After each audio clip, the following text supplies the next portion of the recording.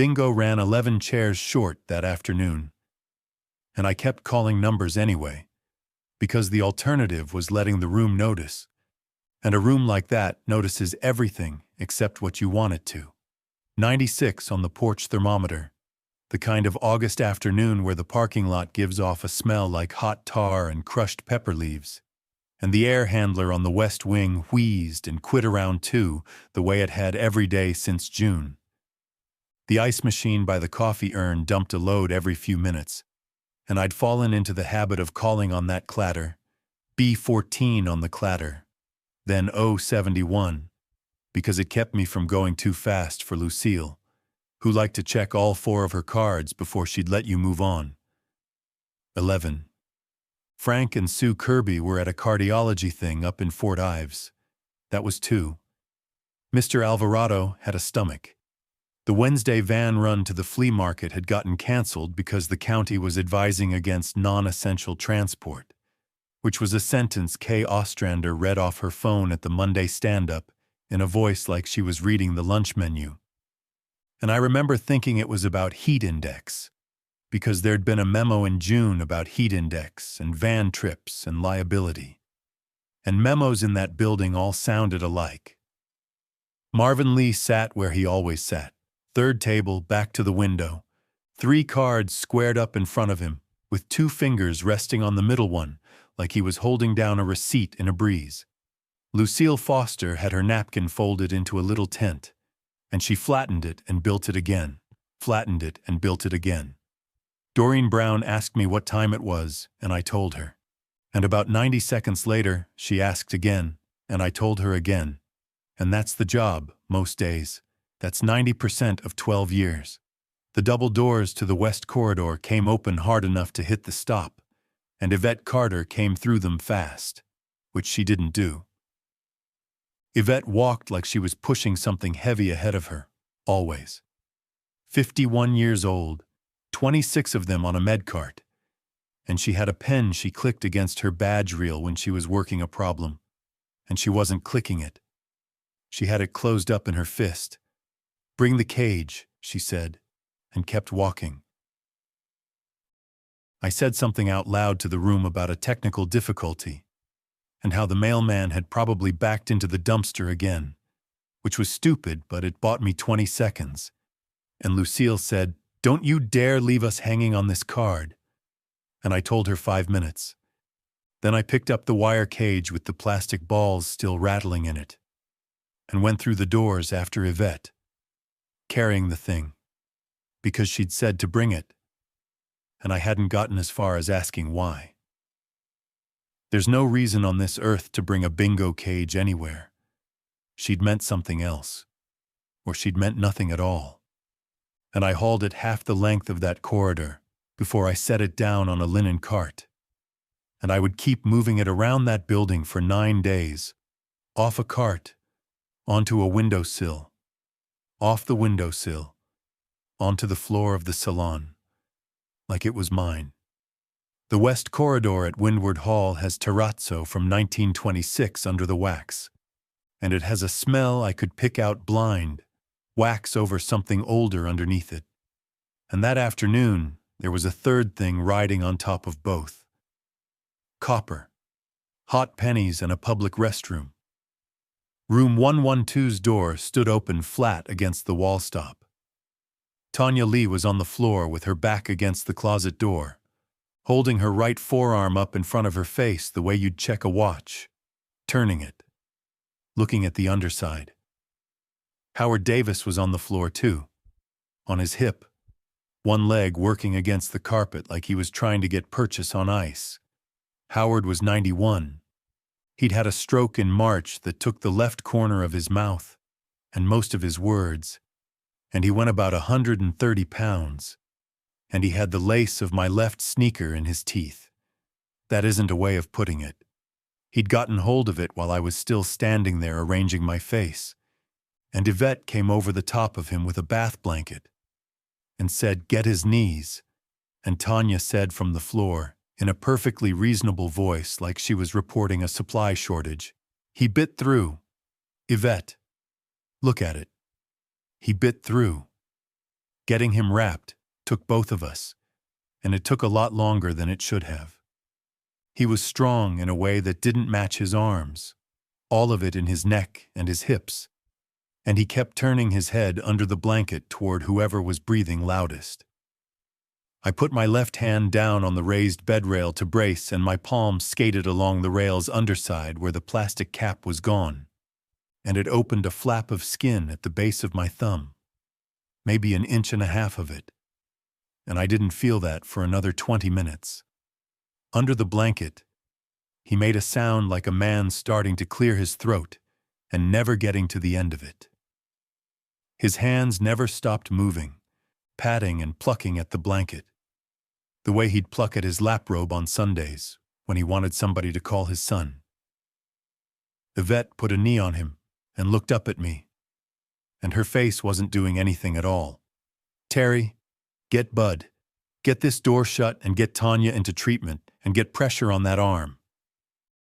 Tanya walked herself down, 23 years old, 2 semesters into her LPN, and she walked holding her own elbow and talking the whole way about how she'd been doing a 2-person transfer alone because the schedule was short again, saying it over and over like the write-up was the thing coming for her. The bite hadn't nicked her. It had taken a divot out of the meat below the elbow, and I could see the yellow of fat in it. I got a pressure dressing on and wrapped it with Curlix and taped it much too tight, and she told me it was fine. Phones were already wrong by then. Mine had 1 bar that came and went like a bad bulb.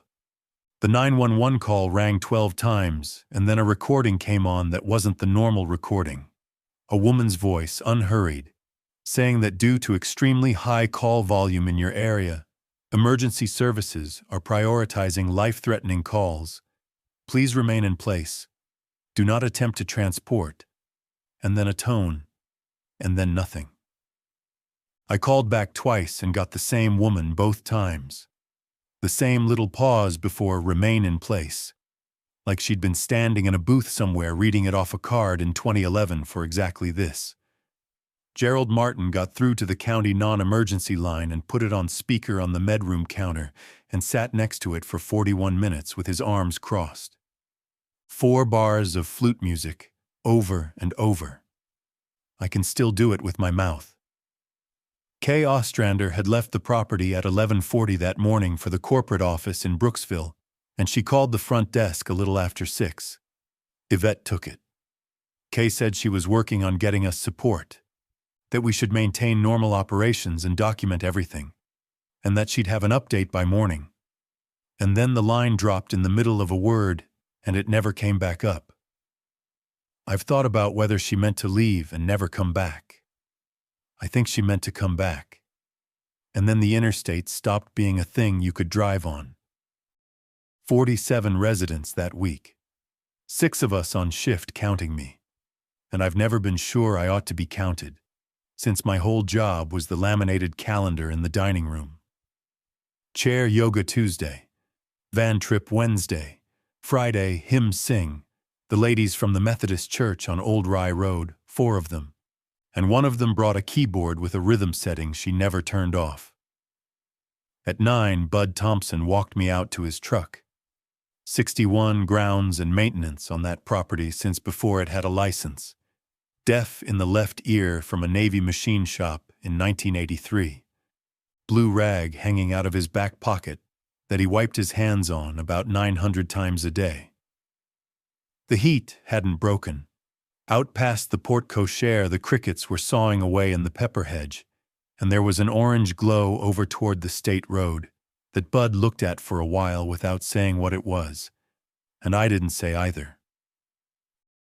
Behind his seat, he had a Marlin bolt-action .22 with electrical tape around the stock, and a Mossberg pump, 20 gauge, and he handed me a Ziploc with 19 shells in it, and told me the extractor on that gun was junk and stuck hulls once it got hot, and to keep a screwdriver in my back pocket if I ever ran it. He had a .38 revolver in a coffee can with 11 rounds loose in the bottom, and he shook the can when he passed it over like a man rattling seed for chickens. "That's all of it?" Yep. He wiped his hands. Sold the deer rifle in April. Alimony. There was a half box and change of .22 in his glove box, 100 and some. And that turned out to be almost everything we had. And it also turned out that a .22 does not do what you need it to do, which took us 3 days and 2 people to learn. Gerald wanted the guns locked in the medroom. He pushed his glasses up with a knuckle and said the facility could not have unsecured firearms in a residential care setting, and that he'd have to note it in the book. 34 years old. He wasn't a coward, and he wasn't stupid. In July, he caught a warfare and double dose on a fax order that would have put Alma Singh in the ground.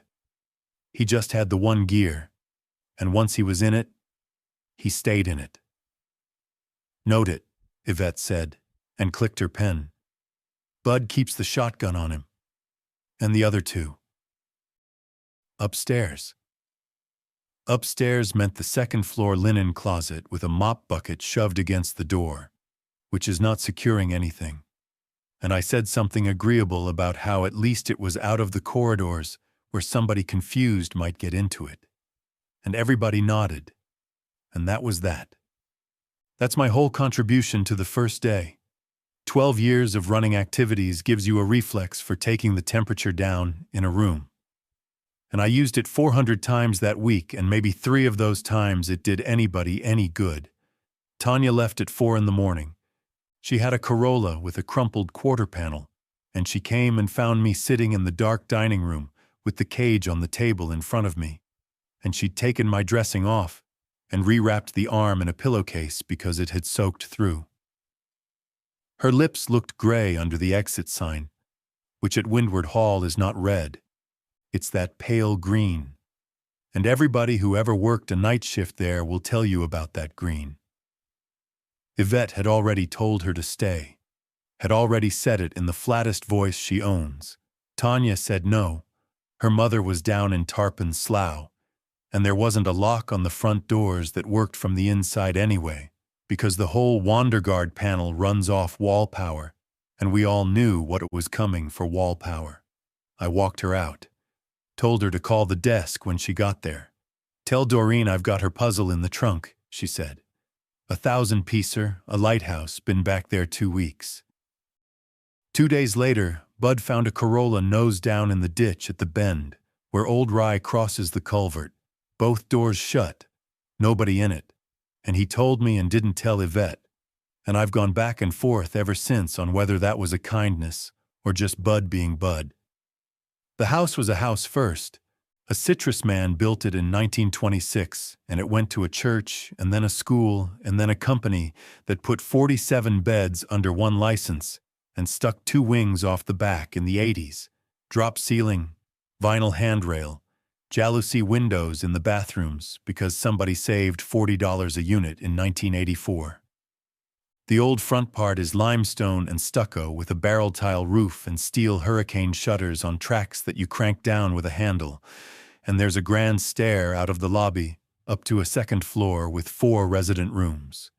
The beauty salon, the linen storage, and the room we called the library, which was 1 bookcase of condensed novels and a card table with a jigsaw on it that hadn't moved since spring. Wednesday morning, Bud and Curtis Tran got the front shutters down. Curtis was there because of a birthday. His mother, Hoa Tran, turned 84 that Tuesday, and he'd brought a bakery cake in a white box and a bag of longan from a market up in Fort Ives, and he'd been in the sunroom peeling them for her when Howard Davis got hold of Tanya's arm 200 feet away. By dark, there were 2 wrecks on the state road, and by Wednesday, there was no road. 38, put in pools for a living. And he had forearms like a man who digs, because he did dig. He had this habit of taking your last word and handing it back to you as a question, and it made you hear yourself. Ambulance, he said when Gerald said ambulance. They'll route one out here. There's a protocol for facility. Protocol. Curtis went back to the driveway and stood looking down it with his hand opening and closing. While they cranked shutters, Elena Reyes and I moved people. 47, and 11 of them couldn't stand at all, and 6 more couldn't stand without 2 of us. And if you have never taken a person from a bed to a Broda chair with a gate belt and nobody on the other side, you don't know how much of a human being is stored in the hips. We put everybody who could walk into the East Wing rooms closest to the nurse station, and everybody who couldn't into the dining room. On mats, on recliners we dragged in from the sunroom. On 2 hospital beds we cranked down the corridor one at a time. One of those beds had a wheel that ticked on the terrazzo, a tick every 3rd rotation, and by the 6th trip, that tick was in my molars. Marvin Lee helped. 88 years old, and he carried pillows 2 at a time down that hall for an hour and a half. And when I tried to sit him down, he told me he'd painted radio towers in Alabama in 1961 and he could handle a pillowcase. He kept at it. Then he sat in a plastic chair by the ice machine, and his hands shook so bad Elena had to hold the Dixie cup for him. Doreen asked me what time it was. I told her 10:40. She thanked me and asked again by the water fountain. They came out of the pepper hedge a little after 3, 4 of them, and that was the first time I watched them cross open ground in daylight. Nothing about it looked like anything. They walked. They walked the way a man walks across a parking lot when his knees have gone, heel first and careful. And they didn't look at the building at all. They came along the hedge line toward the ratcheting of Bud's shutter crank. And when he stopped, they stopped. And one of them turned itself all the way around, slow, like a dog that lost the scent. Then Bud put his weight on the handle again, and all 4 heads came around together. That was the first thing we learned, and it held all 9 days. One sound turns them. A sound that keeps going brings them. The generator was going to be a problem, and I understood that standing right there in the pea gravel with my mouth open. The second thing we learned came about 90 seconds later, when the closest one hit the concrete step at the sunroom door, and went over it like a man walking into a wire in the dark. It got up. Took a while, hands slipping on the gravel apron, and then it went down on that same step again. And it made the step on the 3rd try, but it hadn't learned a thing. And neither had the one behind it, which never made it up at all, and just stood there working its feet against the riser. 4 inches. 4 inches of concrete is the reason anybody at Windward Hall was alive on Friday. The third thing was Gerald's, and he was right about it, and he was pleased about it, and it was true. They push. They lean on a thing with their whole weight, and they push, and they never once think to pull.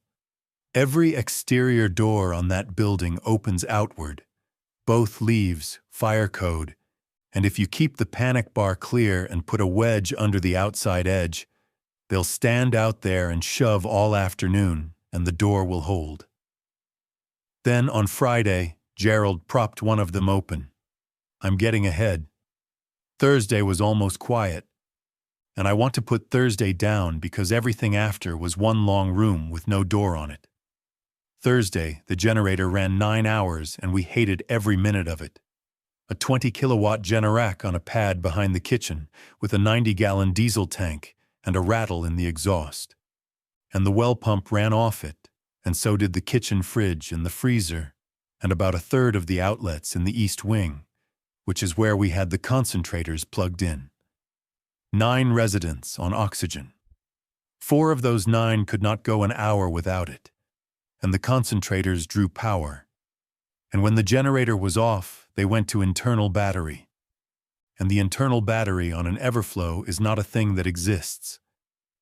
We had 11 E-tanks on a green cart, and 2 big M-tanks in the shed, and Bud figured the E's at about 4 hours apiece on a low setting. And that was our real clock. Not shells, not water, tanks and diesel. Yvette wrote the MedPass times on the dry erase board in the nurse station like always, because she had insulin in the fridge for Alma Singh and for a man named Vernon Brooks, and she was not going to let the fridge get warm. And every time somebody suggested running the generator less, she'd click the pen and say the fridge stays cold. Nobody argued with her about it. Twice. Elena took inventory in the kitchen, and it was better than we deserved because Cisco had come Monday. Flats of Ensure. 9 cases of thickener, that thicket powder, which if you have never had to thicken a cup of water to nectar consistency for 11 people 3 times a day, I'll tell you it takes both hands and about a minute a cup and your wrist gives out. Bread. 200 and some cans of green beans, a walk-in freezer full of chicken that was going to be a liability the second the diesel went. I ran the day the only way I knew how. I got everybody who could sit up into the dining room after lunch, and I turned the calendar page over and wrote something on the back with a grease pencil, and I did the announcer voice, and Lucille Foster won a bag of butterscotch, and she clapped once and said, "About time." Doreen asked what time it was. Marvin squared up his cards. Halfway through, Alma Singh started crying, not loud, just sitting there with her hands in her lap and the water coming down. And when I crouched next to her, she said her daughter was in Ocala, and the phones were out. And would I please find out? I told her I'd try the desk again after. I did try. The 911 recording had changed by Thursday afternoon. Same woman, but shorter. All lines are busy, remain in place, do not attempt to transport. They'd cut the part about prioritizing. At 6:40, WRLO out of Fort Ives was still on the air, 1290 on the AM band, and a man who normally read the AG report was reading a list of things instead. County shelters at the high school and the armory, both listed as at capacity. Do not travel on 41 or 52.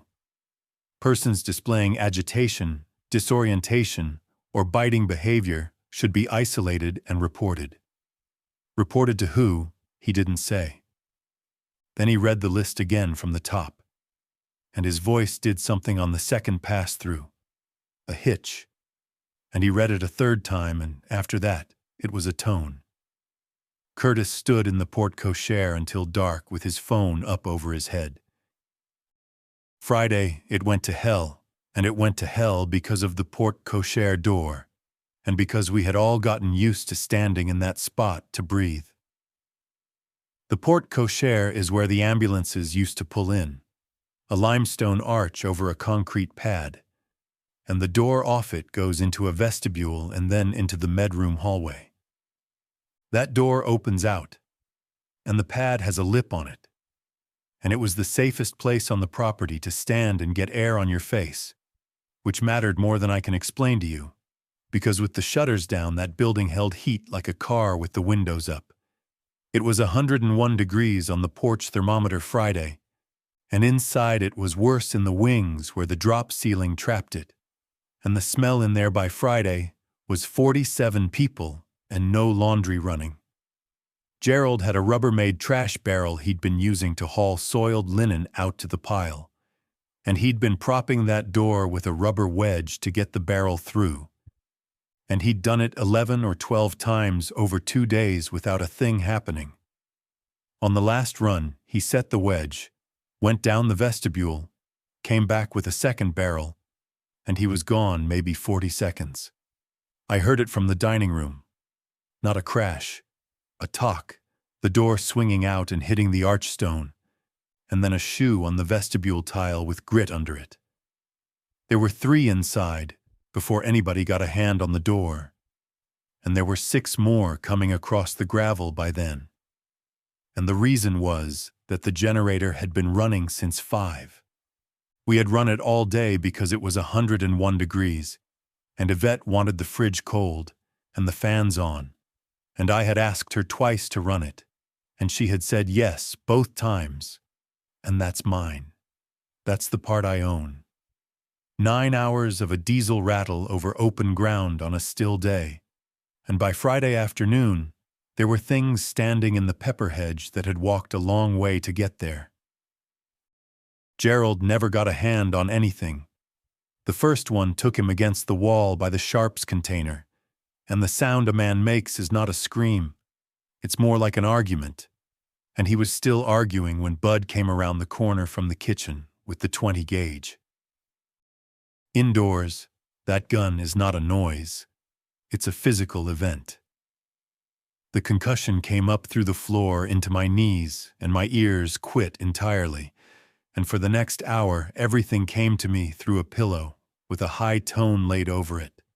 And I was shouting at people, and they were shouting back, and none of us could hear the other. Bud hit the first one somewhere in the shoulder and neck, and it went down and got most of the way back up. He hit it again. Then he racked, and the hull didn't come out. And I watched him from 20 feet, through the ringing, watching it like it was on a screen. Watched him tip the gun over and go into his back pocket for the screwdriver and start prying at a stuck 20-gauge hull with two of them coming up the hall. Curtis went past me with a folding table. He got it up in front of him like a shield, and he ran the two of them backward down the vestibule with it. And I know how that sounds. And what actually happened is he got them tangled and off balance and shoved them out through the door frame, and one of them went over the lip of the pad and took the other down with it. And he pulled the door and got his weight on it and screamed at me for the wedge. The wedge was under the door. I had to get on my knees and dig it out from under the closing edge with 2 fingers, and Curtis was holding the whole thing against 3 of them pushing, and my left hand that flap of skin from Tuesday, which I'd put a Band-Aid on and forgotten, came open again on the concrete and filled up with grit. We got it shut. Bud put the wedge in from the inside on the hinge side, and then he pounded a piece of 2x4 across the frame with 3 deck screws, driving them with a cordless that was down to 1 bar, and every screw took him 3 tries because the ringing was in him too, and he couldn't hear the driver bogging. Gerald was on the vestibule floor with his hand over the side of his neck and his glasses about 4 feet away with one lens gone. He was alive for a minute and change. Yvette got down there in it with him and did what she could do, which was nothing. And she stayed until it was over. And then she stood up and said loud, because none of us could hear, "West corridor, now, count heads." 2 residents were dead in the med hallway. Vernon Brooks, who was one of the 2 on insulin, and a woman named Bernice Alford who used a walker and had been going to the bathroom by herself as a matter of pride for 11 years, and she was 4 feet from her door. There's no version where we got to her in time. I've walked it out, 22 feet from where I was standing, and I was standing there with a bingo cage under my arm because I'd been carrying it to the salon. The third one that came in was still in there with them, and it was Bernice's. And Yvette took Bud's .38 out of the coffee can and shot at it twice from about 8 feet and hit the wall both times, and then Curtis hit it with a fire extinguisher, the base of it, swinging by the handle, 4 or 5 times, and by the end of that, he was on one knee and couldn't lift his arms. And that's the truth about hitting anything with a fire extinguisher. 9 rounds left in the can. Nobody hosed the hallway. There was no water pressure without the pump, and the pump ran off the generator, which Bud had shut down the second he could get to it. And so it sat. And by Saturday, the whole east side smelled. And by Sunday, we'd hung wet sheets in the doorway, and it didn't help. And there were flies coming in through the jalousies in the bathrooms, which we had not thought about at all. Yvette wrote a note in the communication book that afternoon anyway. Time, initials, the 2 names. I saw her do it. She put the pen back on the string. Saturday the weather turned, and for about 4 hours we were glad about it. It came in from the Gulf the way they do. The sky going the color of a nickel, and the air getting so heavy your shirt hung on you. And then wind, and then rain that hit the barrel tile so hard you couldn't talk through it. First good thing that had happened. the rain-covered sound. We ran the generator for 6 hours straight in the middle of it, and nothing came. And Elena got 2 loads of laundry through, and Bud stood out in it with his shirt off and his back to the wall of the porte-cochere, with the 20 gauge under a garbage bag, laughing. And I hadn't heard anybody laugh since Tuesday. Then the squall line settled in over us and stayed 2 days, and by Sunday morning, the driveway had 4 inches of standing water on it, and the low corner of the east wing had water coming under the exterior door and up through the floor at the slab joint, and the generator pad, which sits 11 inches off the grade because a contractor in 2009 did the cheap thing, had water at the top of the pad. Bud built a berm out of bagged sand from the shed. It held until about 2 in the afternoon, and then the intake sucked wet, and the unit surged and shut down and would not restart. And he had it apart on a tarp in the kitchen with a flashlight in his teeth for 5 hours and got nothing. 4 hours later, Alma Singh's concentrator stopped cycling. You get to know that sound. It's a small hiss and a click, hiss and click, 40 times a minute. 40 of them going in the dining room like a room full of clocks. And when one of them quits, the silence in that spot is a physical hole. Yvette had the green card in there in maybe 90 seconds with a wrench, cracking tanks and setting regulators. And she got 4 people onto E-tanks, and she looked at the 11 tanks on that cart and did the arithmetic in her head, standing there. And I watched her not say it out loud. Sunday night, we lit the place with a Coleman and a stack of those emergency taper candles from the hurricane box, and the wind was still going. And Doreen Brown asked me what time it was, and I said 9:15, and she said, "That's late for you," which was the first thing she'd said in 4 days. That wasn't the question. I sat with Marvin Lee in the dark dining room a while. He had his fingers on the edge of the table. "Mr. Lee, you want to lay down? They coming?"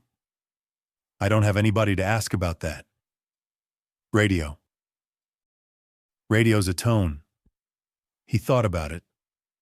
"In 61, we lost a man off the guy wires at Sylacauga. Kid from Gadsden."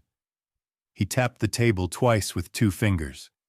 "Took the county 3 hours to send anything out there, and it was a paved road." Monday morning the rain quit, and the sun came up on standing water, and the temperature went to 103. And the mosquitoes came out of that water in a way I have never seen in 22 years in this state. So thick in the porte-cochere that you breathed them. And we had no screens on anything, because we had shutters over everything. And inside it was 100 and something, with no air moving, and 40-some people in it. 2 residents died Monday. Alma Singh in the morning, on the E-tank, with Yvette sitting on the floor by her, and a man named Ruth's husband. I'm doing that wrong.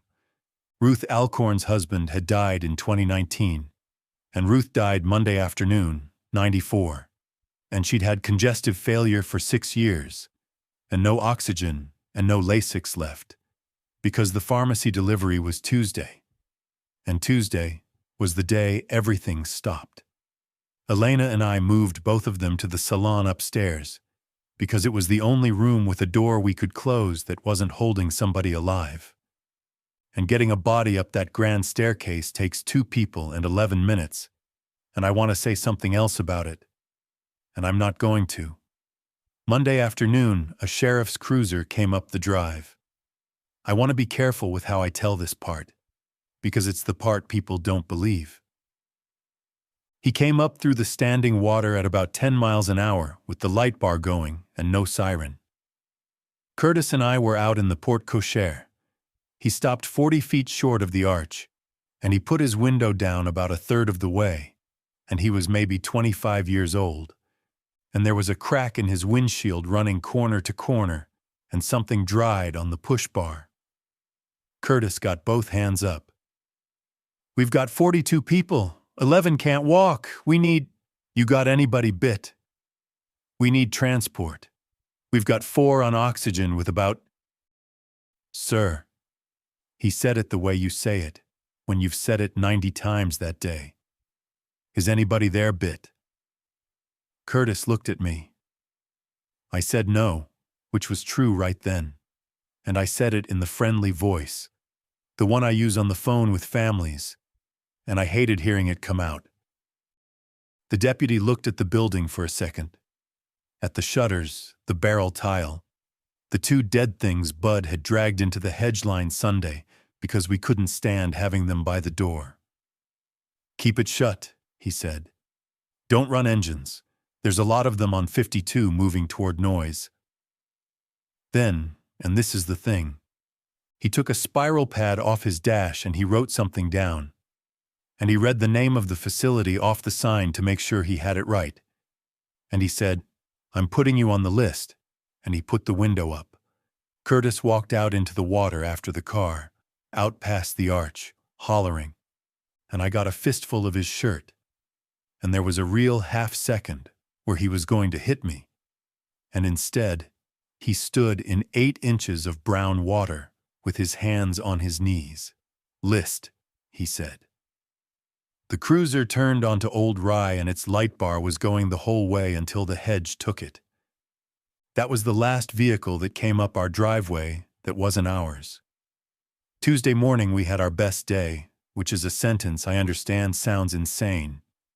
Bud got the well pump on a car battery. He'd found a 12-volt bilge pump in the pool shed from when the old fountain worked, and he ran it off Curtis's truck battery through the jet pump's suction port. And it moved water, not pressure, no flush, but water into buckets, 12 gallons in about half an hour. And it ran quiet, a hum you couldn't hear from the hedge. We got everybody a full cup of thickened water at once for the first time in 3 days. Elena boiled it on a propane camp stove in the kitchen, and the propane was going to last maybe 4 more days.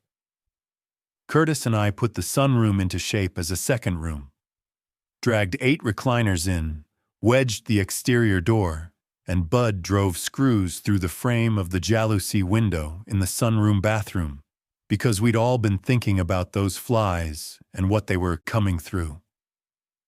Marvin Lee sat and folded washcloths into thirds for 2 hours, because it was the only job we could give him that didn't put him on his feet.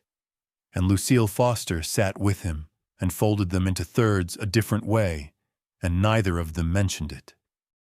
Yvette pulled me into the linen closet at 2 o'clock and shut the door, and there wasn't room for both of us in there. And that's why she picked it. 9Es this morning, 4 users. She clicked the pen. Rosalie's off hers as of noon because she can go without, and she'll be miserable, and she won't die. Mr. Kim can't. Ho can't for long. That's 2 full-time. How long? Depends what I do about it. If I run them at 2 liters instead of 4, they last twice as long, and they get half of what they need. She looked at me. You want to pick? That's not my— I know it's not. She put the pen in her pocket. I'm going to run them at 2, and I'm going to tell Curtis myself before somebody else does. Curtis took it standing in the kitchen doorway. He looked at his mother, who was asleep in a recliner 20 feet away with the cannula on her face and her hands crossed, and he said 2 as a question, and Yvette said yes, and he nodded and went outside to the porte cochere and stayed out there in the mosquitoes for an hour. Then Wednesday. Wednesday's when the thing we all believed turned out to be wrong. And the reason we believed it is that Gerald told us on the first day. And Gerald had been right. And being right once will kill a person. Every exterior door opens out. That's fire code, and that's true, and we'd bet the whole building on it. What none of us had walked, because it wasn't a resident area, and because the drop ceiling wing had been built by a company that did the cheap thing everywhere else too, was the laundry. The laundry is at the far end of the east wing, past the last resident room, and it has a door to the outside for the linen service. And that door opens out. Behind the laundry, though, There's a mechanical closet with the water heaters, and it has its own door to the exterior, a hollow core exterior door on a wood jamb, 3 feet from the laundries, and that one opens in. Somebody hung it backward in 1984, or hung it that way on purpose so a man carrying a tank could shoulder through it. And it had been painted shut for years, and Bud knew about it and had forgotten about it, which is a different thing than not knowing. 2 days of rain had swelled that jam, and then Monday and Tuesday's heat had shrunk it, and the paint had let go. And something leaned on it Wednesday around 4 in the afternoon, and it went in. The first we knew was the water heaters. That closet backs the laundry, and the sound came through the wall as a boom and a long scrape, and Elena was in the laundry with a bucket. I was in the dining room with 16 people. I got the doors, the double doors into the dining room open in from the corridor, which means they hold nothing. And I knew that, and had known it for a week, and we'd never solved it, because there was nothing to solve it with. And so what I did was I got the 2 hospital beds and shoved them nose to nose across that doorway and cranked them to full height. And it took me, I don't know. It felt like an hour. It was probably 90 seconds. My left hand would not close on the crank at all by then. That whole flap gone soft and yellow at the edges and hot to touch. And I was doing it one-handed with my hip against the rail. Elena did not come out of the laundry. Yvette went down the corridor for her with the .22, and I have to say this next part plain. A .22 does not do what you need it to do. She hit one 4 times in the chest and the face from about 10 feet, and it kept coming. And she got behind the linen cart, and it went over the cart, and she went backward over a chair. And Bud came up behind her with the shotgun and put 1 shell into it at contact distance. And that was the end of that one. And then the extractor stuck again. Same gun, same problem. And he had the screwdriver. And he pried while Curtis dragged Yvette up off the floor by the back of her scrubs. They shut the last east wing fire door and dogged it with a bed rail through the handle. And that door opens toward us, which is the wrong way. And it held anyway, because the rail bound in the frame. That was Elena. 29 years old, from Immokalee, had a boy in 2nd grade who was with her sister in Naples, and she used to sing the whole time she worked. Not loud, just under the machines. And she'd been in that laundry because I asked her to get more sheets for the wet hanging in the doorway.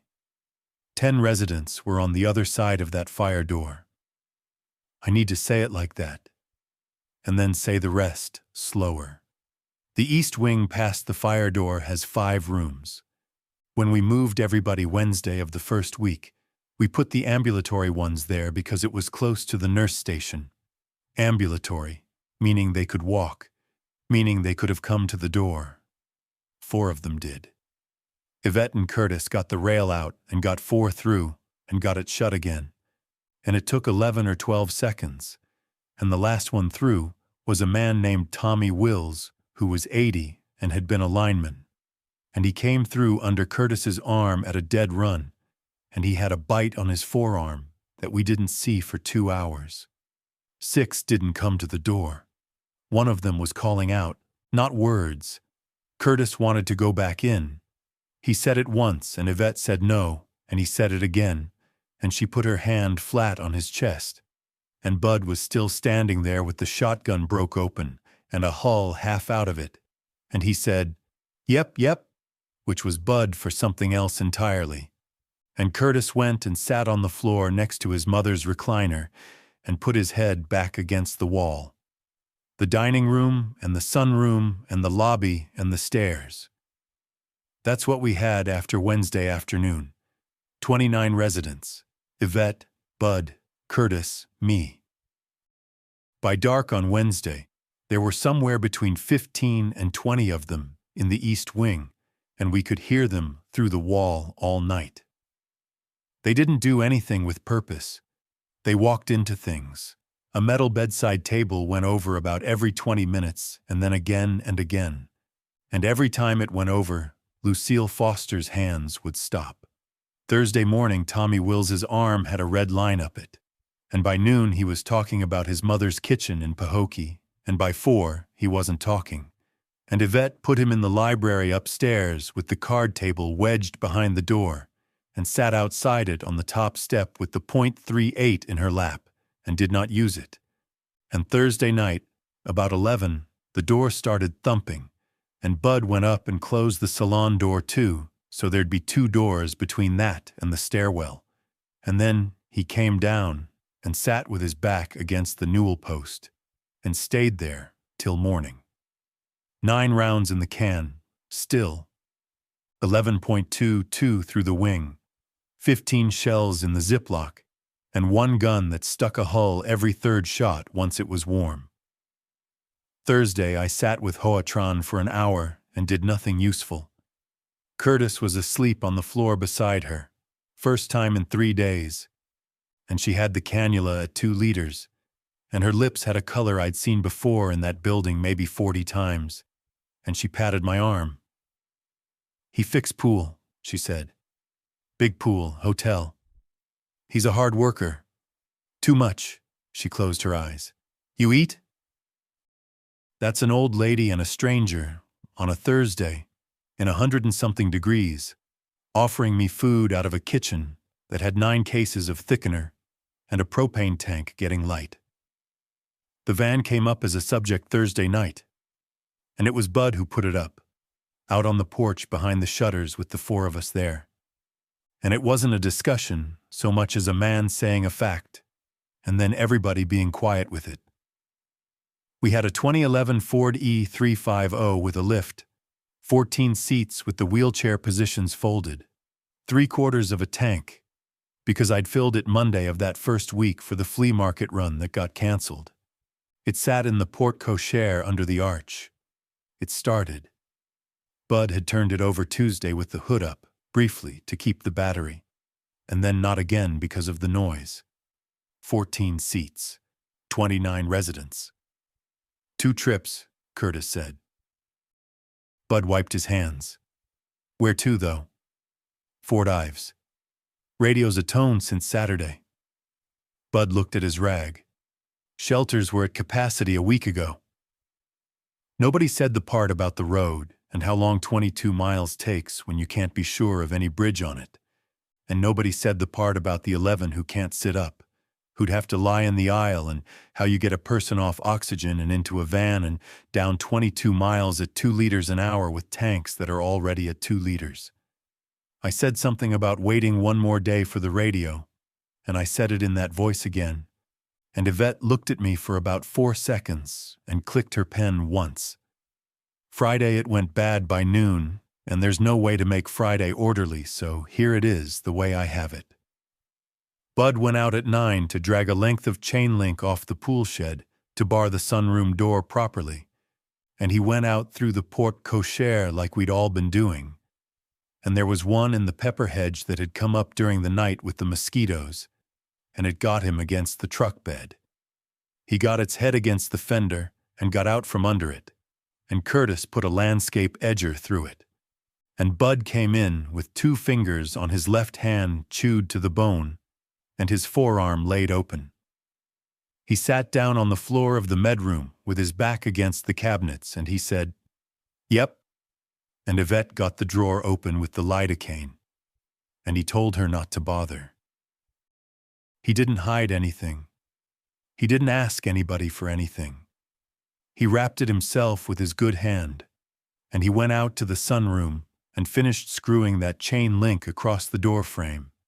And it took him a long time, and Curtis held the panel up for him, and neither of them said anything the whole time. Then he came in and sat by the ice machine, which hadn't made ice in 6 days, and he asked me to bring him the 20 gauge in the Ziploc, and I brought it, and he laid the gun across his knees and put the bag next to his hip and said, 15, don't let it get hot. By 2 in the afternoon, he He was gray and sweating in a room where everybody was sweating, and he was different about it. Yvette moved him upstairs herself with Curtis's help into the salon, which had 2 women in it already who'd been dead since Monday, and I know what that is. And there wasn't another room. She came down and sat on the 3rd step and clicked the pen 4 or 5 times fast. Then the front doors. The lobby doors at Windward Hall are the original 1926 doors, oak and glass, and they open out. And we'd chained the panic hardware and put a bookcase across them. And the reason they went is not that anything pulled. Nothing pulled. There were maybe 8 or 10 out front by then, because Bud had gotten loud with the edger and the fight, and because Curtis had shouted, and they pushed, and the doors held, and the sidelight glass didn't. Original glass, wavy, in a wood muntin from 1926 that had been painted over 11 times and had dry rot at the bottom rail that any inspector would have written up. A whole shoulder came through it. Curtis got the bookcase over on its face against the sidelight and stood on it, and I put the fire extinguisher through the arm that was coming in and broke it above the elbow, and it kept coming in, and I hit it again in the head, and it stopped, and something else came into the gap behind it. Yvette got the double doors on the dining room side shut and got the beds cranked, and then she came back out for us. And she shouldn't have. "Stairs," she said. "There's 29 people in stairs, Terry, now." Curtis went up. I went up 3 steps and stopped, and Yvette came up behind me and put her hand on my back. And that's the only time in 9 days anybody touched me on purpose. From the landing you can see the whole lobby. 4 of them got through the side light in about a minute and a half, and they came across the terrazzo, and one of them hit the bottom of the staircase and went down on the first riser. And I watched it fail at that riser 3 times, 4 times, and then get up onto it. Stairs are just thresholds stacked. They can do stairs. It takes them a long time and they fall a lot, and they can do it. Curtis had the point 3-8. He shot twice from the top of the stairs at the closest one, and hit it in the hip on the second one, and it went down and dragged itself up 2 more steps. And that was 6 rounds gone out of 11 for the week, and one thing slowed down. "Salon," Yvette said. "No, library. The library door's solid." The library door was not solid. It was hollow core like everything up there. But it had the card table and a bookcase, and the salon had Bud in it, and we all understood that without saying it, and we went to the library. 12 minutes. That's how long we were in that room. And downstairs in the dining room, there were 29 people behind 2 hospital beds cranked up in a doorway with in-swinging doors and nobody with them at all. Doreen Brown was in there. Lucille, Marvin, Hoatran on a cannula at 2 liters. The 4 we'd pulled through the fire door Wednesday. A woman named Faye Nichols who had not spoken since April and who used to teach 4th grade in Sarasota. Curtis went out the window. The library window on the front of the house has a steel shutter on a track, and he cranked it up 8 inches and got out onto the porte-cochere roof, which is flat with a parapet, and from there onto the sunroom roof. And from there he hung off the gutter and dropped 10 feet into the mulch bed by the kitchen door. And he weighs 210 pounds. And he landed wrong, and limped for the rest of it. He went in the kitchen door and came through the kitchen into the dining room from the back hallway, and he had a butcher's steel in his hand and nothing else. Yvette and I came down the stairs behind 3 of them, while a 4th was still working on the 5th riser. We went along the lobby wall to the corridor, and I do not remember doing it. I remember the smell in the lobby, and I remember stepping on something that gave, and I remember the ringing coming back up in my ears from the 2 shots on the landing. The dining room doors were shut, and the beds were still in the doorway on the corridor side, and there was one of them wedged between the beds up to its waist, working, and Curtis was on the other side, hitting its hands off the rail with the steel. Yvette put the .22 against the back of its head and pulled the trigger, and it didn't do it. Twice. Then it did it. And the thing went slack across the bed rails. And she and I pulled it out backward by the belt and let it drop and got in over the beds and got the doors shut and put the beds back. 29 people had watched all of that. The room was dead quiet, except for the concentrator hiss and click going on 4 machines and a woman named Faye crying without any sound at all. Lucille Foster stood up out of her chair, which she was not supposed to do without somebody, and she came over with her walker and she handed me a napkin folded into a tent. "Your hand," she said. My left hand had opened all the way up across the palm, and the fingers wouldn't come together, and it had a smell. Yvette got it clean with what we had and put a real dressing on it and told me the truth, which was that it needed a doctor 4 days ago, and she had 1 bottle of Keflex from the emergency kit with 11 capsules in it, and she was giving them to me because I was one of 4 people who could carry a bucket. I took them. I want to put that down. There were people in that dining room who needed antibiotics, and she gave them to me and I took them, and I'd do it again. And it doesn't sit any better for that. Friday night was the worst night. Between 15 and 20 in the east wing behind the fire door. 4 or 5 in the lobby, walking into the reception desk and the bookcase over and over, and one that got itself hung up in the stair spindles and stayed there making noise until Sunday.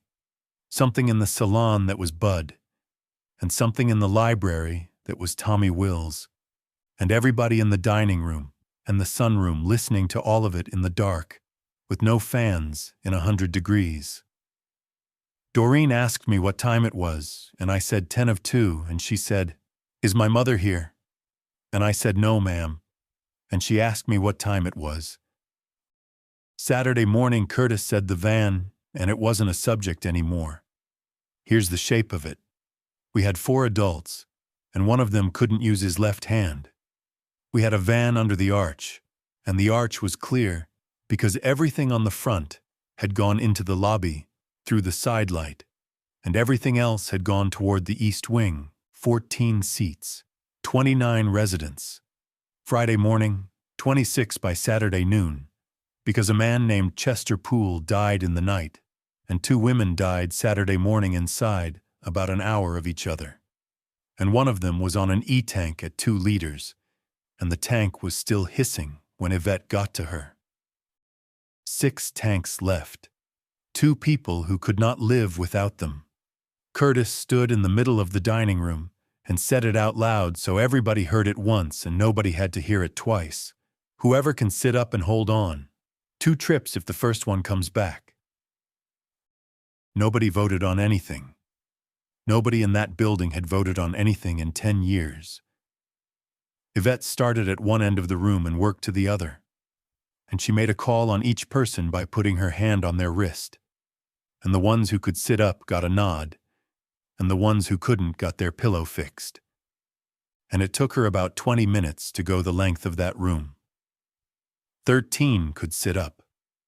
Curtis's mother was one, at 2 liters, with a tank in her lap that Yvette figured for 3 hours. I helped load. I was useless with one hand, and I helped anyway. And it took an hour and 10 minutes. And every time the lift motor ran, it made a noise like a dentist's drill through a wall. And we all stood there in the hot shade of that arch listening to see what it brought. Yvette got in last. She came out with the .22 under her arm and 40 rounds in her pocket, and the coffee can with 5 in it. And she stopped at the passenger door and looked back at the doorway, where I was standing with a bingo cage in my right hand, because I'd picked it up off the floor of the library at some point Friday night, and had not put it down since. "There's 13 in there," she said. "Marvin's the one won't sit." "I know. He'll go if you tell him to." He'll do what you say. He's been doing what you say since 2013. She clicked the pen. That's the last seat. I looked at her, and she looked at me, and I said, Mr. Kim's still on a tank. Terry. Somebody's got to change them out. She put her hand up at the level of my chest, not touching, and held it there for a second. And then she got in and shut the door. And the door didn't latch the first time, and she had to do it again. The van went down that driveway at maybe 15 miles an hour through the puddles and turned right on Old Rye toward Fort Ives. And the sound of it hung around a long time after I couldn't see it. And every single thing behind that fire door in the east wing heard it too. Curtis said 2 trips. I sat in the porte cochere until dark with the mosquitoes on my arms and my neck. And I didn't slap at them because of the noise. And I let them alone. And by Sunday, my forearms looked like a rash. And by Monday, I didn't notice. It's Wednesday now. The propane went Monday night, so it's canned green beans and Ensure and thickener mixed in cold water, which is a thing I can do with one hand if I brace the pitcher with my knee. The bilge pump still runs off the van's spare battery, 12 gallons in half an hour, and I go up on the sunroom roof with a bucket in the morning and skim the puddles on the flat part, because the rain came back Tuesday for an hour, and I got 18 gallons out of that roof, which is more water than the well has given me in a week. 2 tanks left. Mr. Kim is off his, and he's still breathing, and he's not talking. Hoatron went with Curtis, and I hope to God she's in a gymnasium somewhere. 11 of them left in this room. I go around at what I think is 8 in the morning and again in the afternoon, and I do the mouths and the pads, and I do what I can do, which is not what Yvette could do. And I've stopped pretending otherwise to the ones who can still hear me. Nobody has come up the driveway. I keep the shutter on the dining room window cracked 2 inches so I can see the arch, and I check it whenever the light changes. There's a deputy somewhere with a spiral pad who wrote the name of this building down, and I believe he wrote it down. That's not sarcasm. I watched him write it. Yesterday morning something started up on the state road. A diesel, big, and it ran for maybe 3 minutes going north, and everything in the east wing came off the walls at once, and I stood in the middle of this room with my good hand up until it stopped. Marvin Lee can't get out of the chair anymore. That happened Sunday, and it happened over about 2 hours, and he's not in pain, and he's not confused, and his hands don't work at all. I've got him in the recliner by the window, where there's a little draft off the crack in the shutter, and I moved his chair from the 3rd table over so he'd have the table edge in front of him, because he wants something in front of him. Around noon I get the cards out. He can't hold them and he can't reach them, so I lay 3 of them out and square them up the way he likes, edges even, and I put his hand on the middle one, and I set the cage on the table and turn the crank a few times, so he can hear the balls, slow because of the sound. I called B14 first. He got 2 fingers onto the middle card and left them there. Down the hall, the bedside table went over again,